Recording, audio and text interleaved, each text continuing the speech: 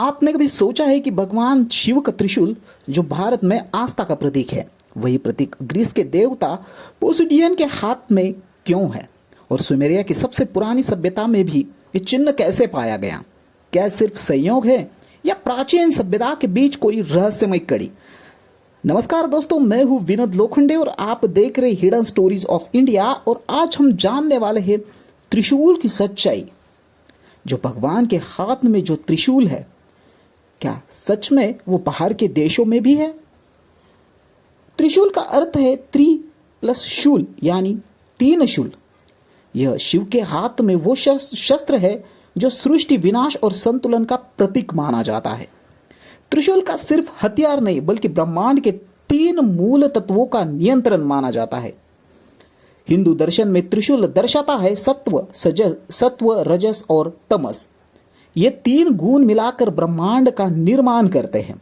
यही कारण है कि शिव को त्रिदेवों में श्रेष्ठ माना जाता है, क्योंकि उनके हाथों में त्रिगुणों का नियंत्रण है।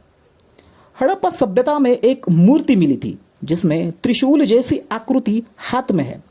यह भगवान पशुपति की मानी जाती है, जो शिव के ही आदिकालीन रूप है। क्या शिव और उनका त्रिशूल सिंधु घाटी से भी पुराने हैं? तिब्बती बौद्ध धर्म में एक प्रतीक है वज्र, पर कई मूर्तियां और चित्रों में वज्र के साथ त्रिशूल जैसा सिरा दिखता है। यह कैसे हुआ? क्या तिब्बती तांत्रिक परंपराओं ने शिव से कुछ अपनाया? कैलाश पर्वत तिब्बत में है और माना जाता है कि यह भगवान शिव का निवास है। क्या तिब्बती संस्कृति में त्रिशूल का प्रवेश कैलाश के कारण हुआ? ग्रीक पौराणिक कथाओं में पोसिडियन समुद्र के देवता है। उनके पास भी एक त्रिशूल होता है, बिल्कुल शिव जैसे। वह त्रिशूल समुद्र पर नियंत्रण करता है। तो क्या वो देवता और शिव एक ही अवधारणा के रूप है? ग्रीस और भारत के बीच हजारों साल पहले पारंपरिक संबंध थे। क्या समुद्री मार्गों से धर्म और प्रतीक भी यात्रा कर रहे थे? क्या त्रिशूल एक सांस्कृतिक आदान प्रदान का हिस्सा था?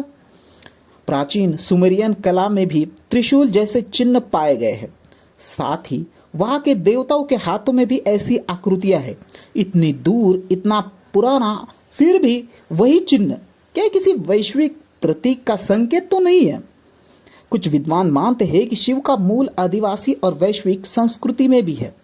कई देशों की पुरानी मूर्तियों में शिव जैसी त्रिनेत्रधारी योगी दिखाई देती है। क्या शिव केवल भारत के नहीं, पूरे प्राचीन विश्व के देवता थे? त्रिशूल ब्रह्मा, विष्णु और महेश त्रिमूर्ति का प्रतीक माना जाता है, यानी सृजन, पालन और संहार, तीनों शक्तियों का एक जगह केंद्रित। शिव के त्रिशूल में कुछ वैज्ञानिक मानते हैं कि त्रिशूल की तीन धाराएं ऊर्जा की तीन दिशाओं का प्रतीक है। इद्दा, पिंगला और सुषमना, यानी कुंडलिनी योग की मुख्य ऊर्जा धाराएं। ग्रीस में पोसिडियन का त्रिशूल समुद्र की शक्तियों का नियंत्रण करता है। ठीक वैसे ही शिव का त्रिशूल ब्रह्मांड की शक्तियों पर नियंत्रण करता है। इतनी समानता कैसे हो सकती है? प्राचीन भारत के नाविक इंडोनेशिया, ग्रीस और अफ्रीका तक जाते थे। क्या उनके साथ साथ त्रिशूल का प्रतीक भी गया था? इन देशों के मंदिरों में भी त्रिशूल या त्रिशूल जैसे चिन्ह दिखाई देते हैं। बाली में तो शिव की पूजा आज भी होती है त्रिशूल के साथ। कुछ रिसर्च ये दावा करते हैं कि त्रिशूल का आकार डीएनए के ट्रिपल हेलिक्स थ्योरी से मेल खाता है। क्या प्राचीन ऋषियों को सूक्ष्म ब्रह्मांड की जानकारी थी?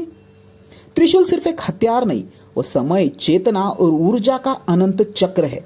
हर सभ्यता ने इसे अपने तरीके से अपनाया, पर मूल प्रतीक वही रहा। त्रिशूल हमें यह समझाता है कि शिव सिर्फ एक हिंदू देवता नहीं बल्कि ब्रह्मांड के संतुलन का प्रतिनिधित्व करते हैं, और शायद इसलिए हर संस्कृति ने उन्हें पहचाना। संभव है कि त्रिशूल एक साझा कोड था, एक प्राचीन संकेत जो सभ्यताओं को जोड़ता था, एक सार्वभौमिक चिन्ह जो हमें आज भी जोड़ता है। तो जब त्रिशूल भारत से लेकर ग्रीस और सुमेरिया तक पाया गया, तो क्या हमें इसे प्रतीक के पीछे सच्चे इतिहास को समझने के लिए तैयार है? या हम अब भी इसे एक धार्मिक प्रतीक मानकर नजरअंदाज करेंगे? अब निर्णय आपका है, लेकिन सवाल अब जाग चुका है। हिडन स्टोरीज ऑफ इंडिया पर जल्द ही आ रहा है त्रिशूल का रहस्य, एक प्रतीक, 3 महाद्वीप। तो दोस्तों, आई होप आज का वीडियो आपको अच्छा लगा होगा। वीडियो अच्छा लगा हो तो प्लीज वीडियो को लाइक करें, कमेंट करें, और नए हो तो इतिहास से जुड़े रहने के लिए हिडन स्टोरीज ऑफ इंडिया को जरूर सब्सक्राइब करें। तो मिलते हैं अगले इतिहास से जुड़े रहस्य और किस्से के साथ। तब तक के लिए जय हिंद।